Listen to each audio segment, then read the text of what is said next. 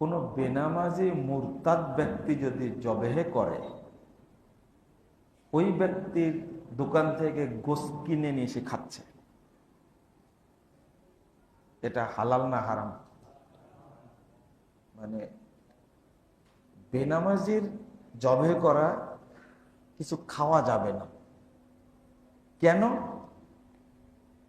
ও যদি তাজা জিনিসও জবে করে তো অটো ওটা মৃত হয়ে যায়।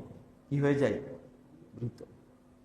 কারণ আর মৃত জিনিস খাওয়া হালাল না হারাম? কারণ মুরতাদ ব্যক্তি জবে করার কারণে ওইটা হারাম হয়ে গেছে।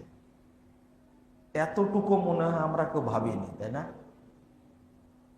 এতটুকু ভাবিনি যে হয়তো খাওয়া যাবে না, গুনাহ হতে পারে, কিন্তু বস্তুটাই যে হারাম এটা মনে হয় ভাবিনি, তাই না?